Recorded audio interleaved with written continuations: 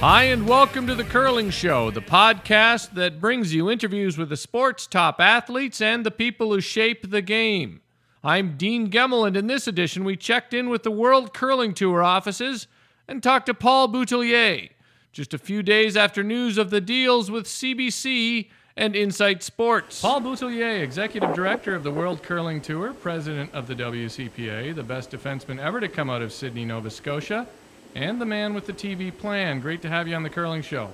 Nice to be here, Dan. You know, it's been another busy year for people negotiating TV contracts for the sport, and WCT was no different. You guys, after losing Sportsnet, we had that news in the summer, which was a little discouraging, I think, but you've turned it right around, and now you have CBC until 2008. Talk a little bit about the new deal and the new ownership structure with Insight. Yeah, overall the deal is basically we license the rights to Insight Sports for the Grand Slam property, which basically they can manage from an event management side of things and use their strengths as a company because they own a variety of networks as far as marketing and the sales and the overall management of the event. So certainly a great foundation board there. And from there, with the combination of the Players Association and Insight, we worked on finalizing a TV agreement with CBC, and that goes until 2014, so we're very, very pleased. Now, when you say a licensing deal with Insight, is that they're paying a fee and then they're, what they make from the Slam events is theirs? No, it's just a licensing deal. It's just something that, it's the easiest way from that perspective. The basic premise of it is those are those events we license to them, so the PA has a very, very small bank account, and we were very lucky to get through last year. And now there's basically a solid base to go manage the events. Cash is good, isn't it?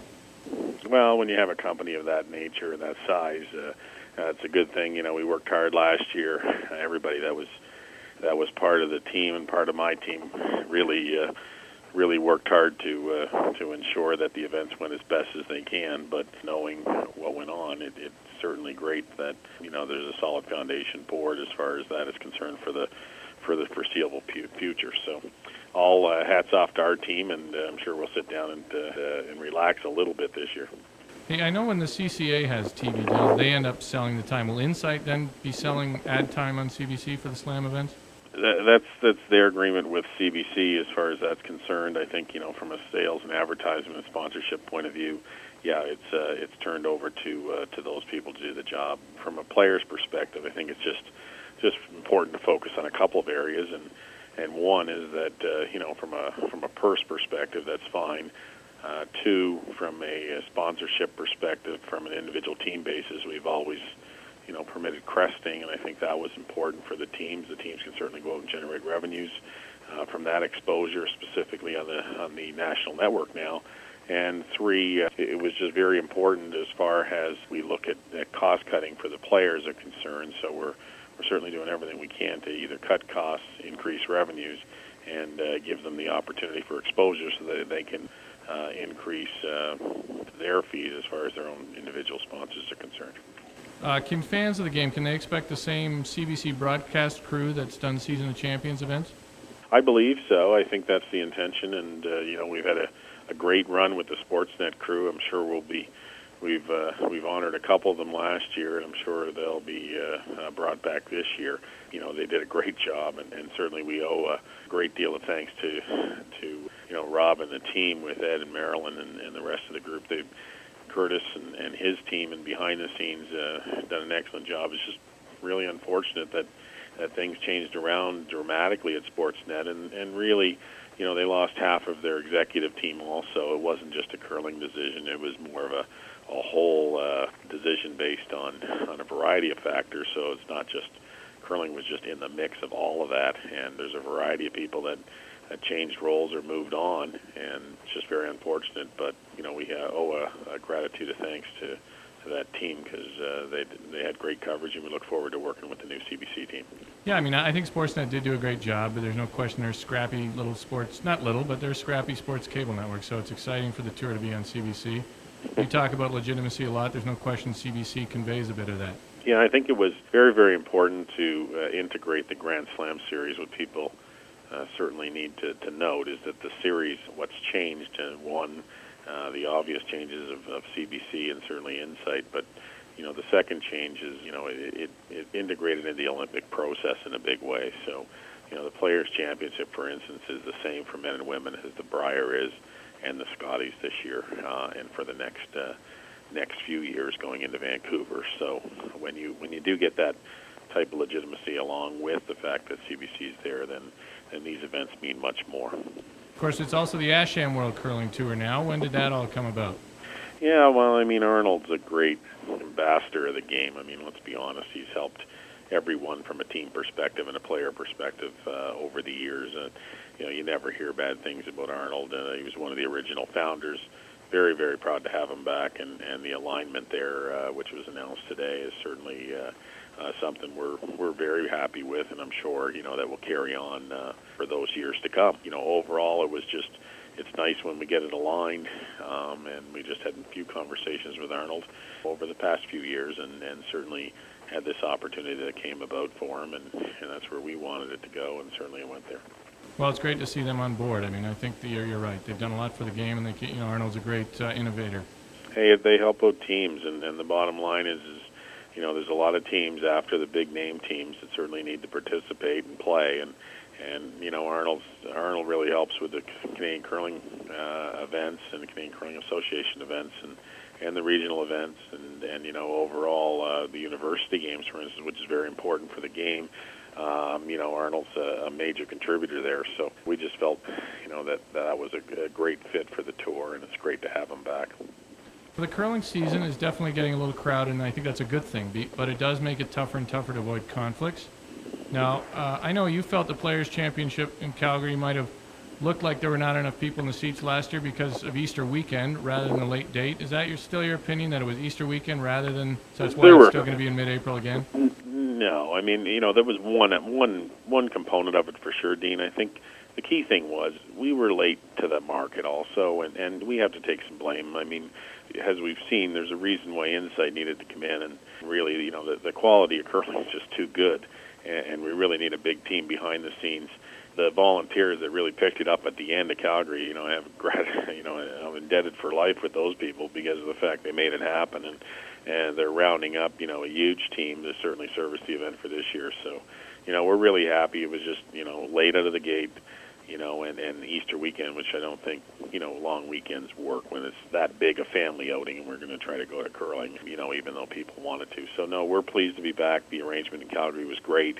The arrangement with the hotel, Fairmount has a tour sponsor and a Grand Slam sponsor we're certainly thrilled with, and anybody that did come out, enjoyed the transportation and the whole environment in Calgary as first class, and there's no better event now that with Olympic qualification in it and the best women and men's teams in the world in Canada this year to be there, has that event in Calgary in the mid-April. Yeah, and I know it's easy for everyone to criticize an event like that last year, but you guys were really operating without a lot of resources last year. So. No, we had everybody. We had all our hands. It didn't take a big room to get everybody in there, and I think everybody was working 20, 23 hours a day.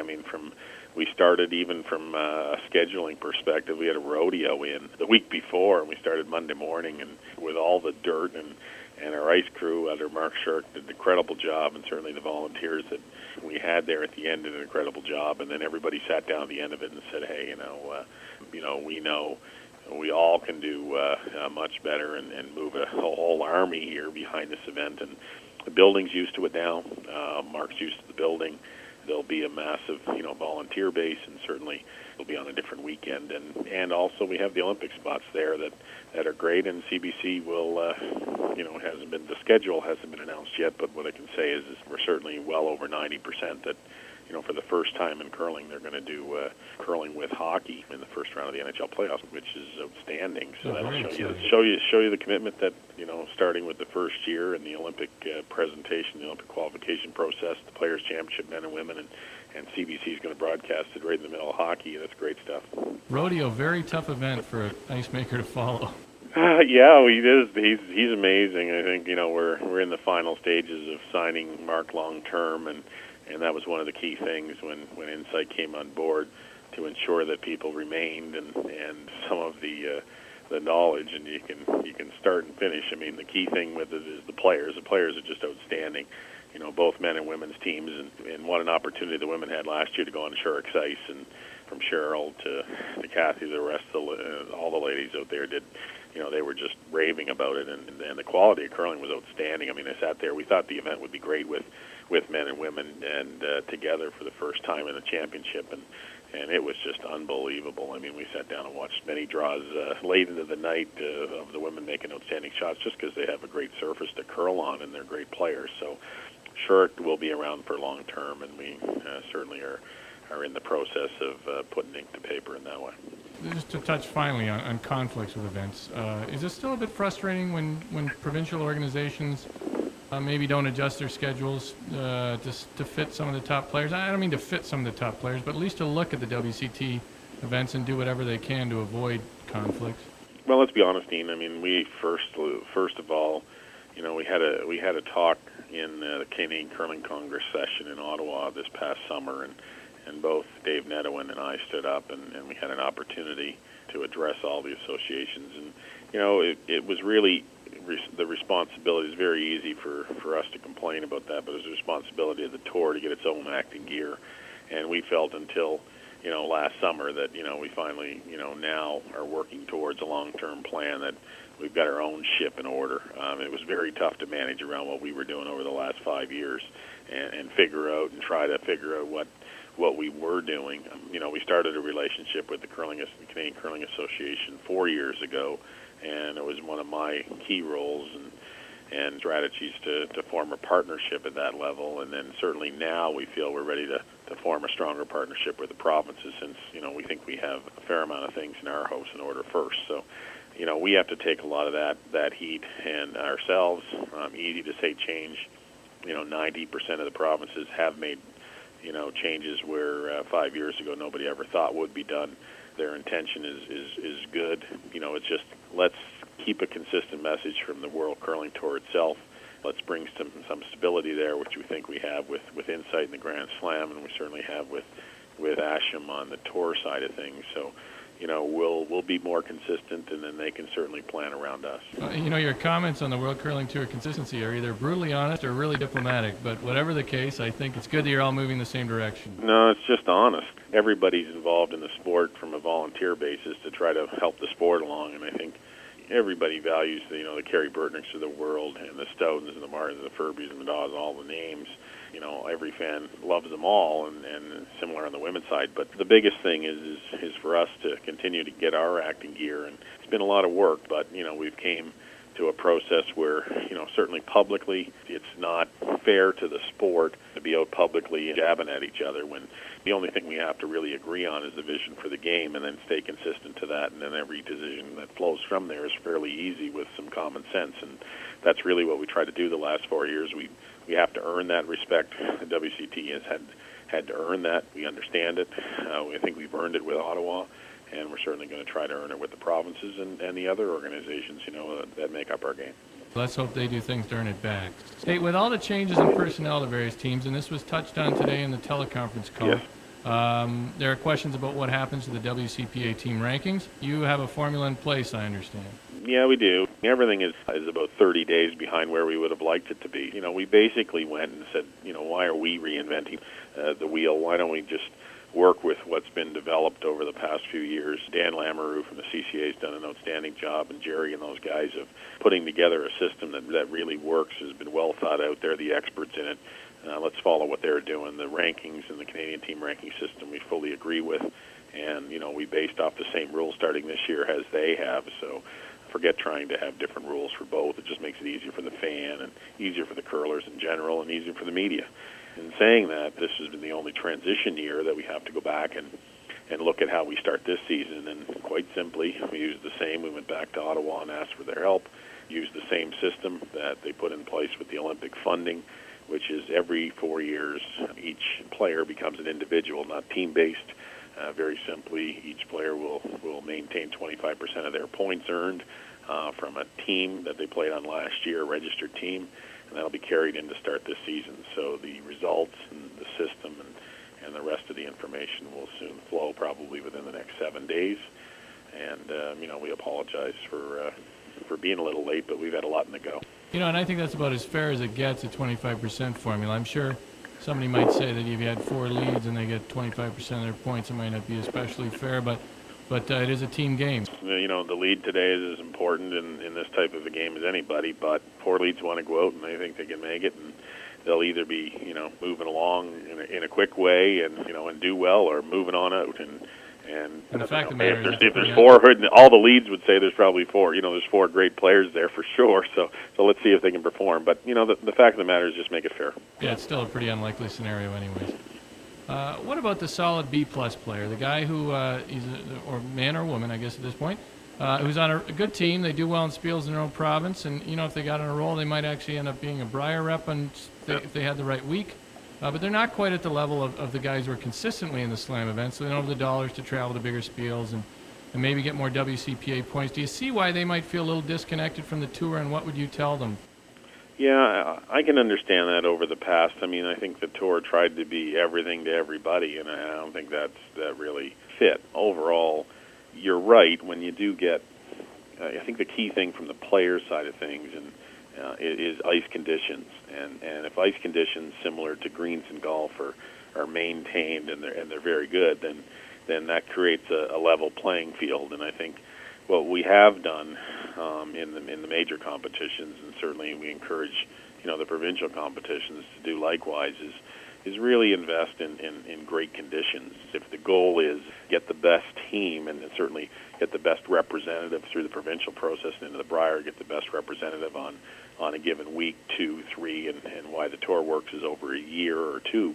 It's conditions that really make the same. So you'll see out of 8 qualifiers in each Grand Slam over probably the past 5 years, you'll see 1, possibly 2 surprises, maybe, as far as the teams. But overall, it's similar to the Grand Slam of golf. What you see is the Woodses of the world always sort of around the top when it gets really, really tough, and that's what it mirrors. Now, to get back to your question, Dean, to be honest with you, is the tour itself represents probably 20, maybe 25%, of what was to be called, the players that supposedly we represented. And, that's why I think it's very, very important for the regional tours to be strong and supply that playing field for, one, the juniors that move along, and certainly, the majority of people, which is the other 80% that have full-time jobs and families and certainly other commitments, but still love the game but are very, very competitive and great curlers when they do get the opportunity, as you said. So I think it's very important for those tours to move along, not try to become the World Curling Tour, in my mind, which would be a Wednesday or Thursday format with a triple knockout, which takes a lot of teams, a lot of time, and a lot of funding. If they want to play a big role in developing the sport, it's up to them to manage it. Certainly, it's for them to do what they want to do. But we'd strongly suggest them going to double knockouts and allowing more people to play in more events for less cost, which they're playing for less purse money, and certainly there'll be more events played. So, have a Players' Championship or have a Tour Championship, a Regional Tour Championship at the end of the year, and make that a full-out spiel. That has triple knockouts or goes beyond that. But up until then, I think there's a role. The key thing is the WCPA and the Tour really only represent the top 20%, of most of the competitive curlers. I think it's important to understand that, and that's all we can really influence. So to think, everybody's underneath that umbrella, there's going to be a lot of people disappointed. That's what went on in the past, and I think with the regional tours, that we really strongly encourage and want to work with, everybody's more satisfied at every level. That's fair. I mean, you can't just be a top competitive curler because you say you are. Well, everybody wants to go down and play for the Leafs or play for any of these teams, but if you bring your skates, you just can't. You're not allowed to play, and really? That happens in other sports. Yeah, well, other than maybe some really challenged NHL teams, I guess they'd want anybody after halfway through the season. Probably the Islanders. Yeah, it's been great, but at least most of those guys don't care because they're on long-term contracts, as you know, which I didn't have, or I'd probably still be playing. But the bottom line is with curling and certainly those events, we really encourage them to become more development, encourage more play, encourage more teams to participate. And And the so-called big-name teams, if they want to play in the region, that's great to promote the sport. We really encourage that. They would probably just want a double knockout and move forward. Talk about double knockout at on the regional tour levels in terms of something shorter. You're also talking the slams, and will be 8M games next year. Good thinking on, I think. As a traditional guy, sometimes I was a little concerned at first, but I think it makes sense. Well, overall, as people get older, I think they get a little more impatient. A lot of our fan base is not 20, and as people are younger, they're very impatient these days. So, maybe it's just people that are in between that are totally the traditional scene. But I think overall, it's just a better package. Ice conditions have come along, as we talked about with Shirk, who can put in ice, after a stampede or in a rodeo.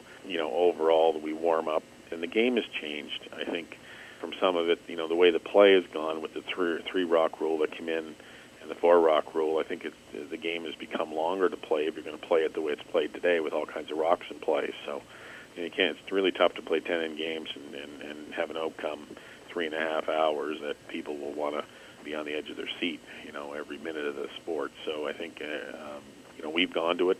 I think it was a bold move. There's no doubt about it. It's a change. Change is always tough, but boy, if you're into a lot of change, you might as well just keep going and do what's right, and that makes some common sense here. And Insight, certainly had an influence on this. They're sports people with a sports background, and some of the building operators that we went with, for instance, in the MTS Center, looking at costs of the schedules and buildings and what's the best flow for people and fan attraction and fan excitement. And if you added it all in, you come to an 8-end game, which ends probably 2 hours and 15 minutes from when it starts. That's similar to other sports.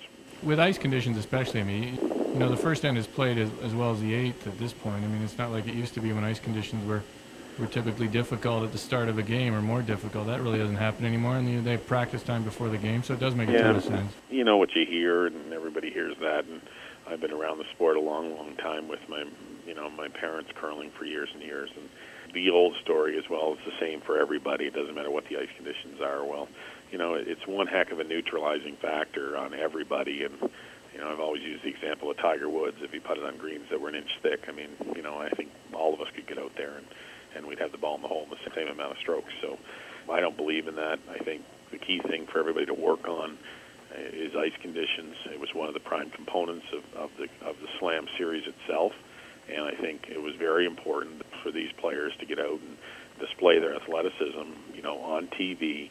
When you turn the TV lights on, boy, and you got great conditions, then you do not want to play some of these names. They're just great players. One of the dumbest comments ever here is when people say, well, the ice is the same for everybody. It just drives me crazy because it is an incredible leveler. Yeah, it totally is, and we understand that. So if there's one key focus, I think, from the Players Association that I've heard over the years was, if everybody can work on their ice conditions, and then it becomes fair. If you work at the sport like any other sport, and you enjoy it, and you got some talent, and you're good at it, then hey, you can excel at it, and it becomes fun. The ironic part is if you have great ice conditions at the club level, you'll see clubs that try to save some money and turn their plant down and have 18-second ice and 17-second ice, and the next thing you get new curlers out in the ice, and they can't even throw the rock and hit the house.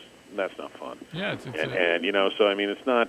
We're not talking about just the high end. I mean, great ice conditions. A guy that I've been close to, and certainly when I got back into the sport, was Dave Jones and Mayflower, and look at the champions that Mayflower's produced it out of Halifax for the last bunch of years. And Colleen is probably one of, if not the best women's curler ever. She came out of there, and it's all related to ice conditions. A large factor of it where they practice on it, and Dave would go out and work with all the top teams, and we just got better. Okay, the last thing, humor me for a minute. I've talked on the show a little bit about my notion of a winner-take-all slam and why I like it, but it's certainly not my idea alone. I know other people have floated it, but at this point, maybe it makes less sense, but you tell me why it's not such a great idea. I don't know. I mean, every idea is great. I love, the idea, though, Dean, is you love folks with ideas with the sport, and you love to get into those conversations and sit down and really, just responsibly discuss everything, because that's really what we've been trying to do the last few years here, and you get some great ideas from everybody. I mean, it doesn't matter who it is. So, the only problem with that is if the teams will play, and I think a lot of the teams will play, and then who's going to fund it. And if the show wanted to have all of its the audience chip in, and we could probably manage that if everybody there we go, a grassroots put up some cash, and it would be a sort of grassroots winner take all across. I think maybe everybody would put themselves in the hat for that one. And I'll add the link right now, Paul. But I think yeah, that's right. I mean, donate a couple of bucks and and then throw your hat in the ring. But it almost reminds me of the Manitoba spiel, that they had on for years and years. But I think overall, I think it was important to get credibility, and credibility meant in the Olympic system. It meant the best playing against the best, and having the best ice conditions, and then really making it credible, not gimmicky. And we tried to stay away from the gimmicky side of things. And from back when the tour started, Slam started, I think it was we'll do everything different than the Canadian Curling Association, or we won't do the same things. And a lot of things they do are done very, very well. And the bottom line is we just followed some of that. You can they have 20, 30 years of experience in managing events like the Brier, and why wouldn't we just learn from them rather than try and reinvent the wheel from time to time? So from colors to everything, let's do it the right way. We've seen us working together at the Canadian Curling Association level. Lately, you've seen their handles used at our Players' Championship. You see everybody being consulted on most decisions. I've attended board meetings recently on behalf of the players, and we'll continue to do that. And we're offering our new board coming up in the fall, or in the winter, that'll be elected on, certainly a seat for them to sit and hear the players' views. So we're very much closer. We accredit a lot of these moves from their experience and their staff, and certainly their leadership, into having a players' association that certainly got its act in gear, and that they could sit down with and talk reasonably with and move the sport forward. But just make sure you remain confident enough in the tour, though, to not listen to the CCA completely. No, we're all good folks, and there's good. What's great about this sport is it's all about great people. The key thing is to remain positive with it. Understand that there's people with the ability and certainly the time to play it at another higher level. Fine, let them be. Let them go and play and enjoy it at that level. And then there's all kinds of other levels, regional tours, junior, your nightly super leagues, your the mixed Plainfield league. Curling Club, Monday night. It's all over it. And, the majority of it is that. I mean, the bottom line is we're only a small percentage, and I think overall what we can offer to development of the game, where we can help, is with the star power that connects to, attracting junior kids into the sport. And that's what other sports do. And I think if there's one area that we can all work together on, that we can, legitimately have, influence on, is the fact of connecting star power to the kids of the sport and attracting more kids into it, because it's a great game. All right, good note to end on there, Paul. I agree that it is a game for a lifetime, and if we just get more people to realize that, we'll all be in better shape. You guys had a great week, I think, with Insight and CBC and everybody else. But let's end with the run back. I give you a topic, and you give me your thoughts in 1 to 3 words. Let's try. The present owners of your former team, the New York Islanders. Not going to make the playoffs. Yeah, they won't make the playoffs. I don't know if their owners are. Mr. Wang seems to have lost his mind, I think. But anyway, the possibility of position numbers on curling uniforms, with 1 for the lead and 4 for the skip. Why did I see 7 the last couple of years? 7 was out there? Yeah, I think so. It was one of the Swiss guys. Oh, yeah. See, well, we could have all different numbers. That's another thing. I like the idea. I like the idea of having guys in the stands. You bring them down halfway through, I guess. Yeah, I like the idea of numbers for positions, like in rugby. Fiddleheads. Is it a band or a vegetable? Yeah, well, it's a vegetable. So you're like a guy from the Maritimes who apparently doesn't eat these things. I thought everybody did out there. Just the odd time, that's all, I'm certainly a Maritime, that's for sure. The Black Book of Curling? I think it's excellent, other than, when you speak of Colleen Jones's rating being from the East, I think it's a little low. Well, I think it's just based on the amount she plays, I guess, right? I mean, I think so. No doubt about it. It's factual, and all parties are right, but that's my opinion. All right. And another sport that you believe has great marketing? I would say the NFL. The NFL is, they are truly the juggernaut, aren't they? I mean, again, a good point there is that they've had nothing but cooperation among the owners. They've got the best ownership group that acts together. Yeah, if you can do it, I used to say Green Bay if you could do it, but other than this year, I don't think, they have that strong a team. But they do it great. I mean, curling's come a long way in a short period of time here, and I think people just have to realize that. And it's real easy to look at the negatives and continue to to look at it that way. But we'd never be here today if we looked at that and looked at everything as a major hurdle, and we're trying to take the next step now with everybody working together. So let's keep it up.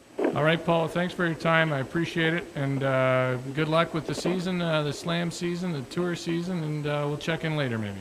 Good luck with the show, Dean. It's excellent. Thanks, Paul. That's Paul Boutilier on The Curling Show. Thanks for listening, and remember that you can advertise on this podcast, on a single edition, a package of shows, or throughout the whole season. For more information, call 973-921-0106. That's an easy number to remember, isn't it? Or send an email, better yet, to dgemmel@thecurlingshow.com, or click on advertising and sponsorship on our website. Enjoy some pudding. Feel the power!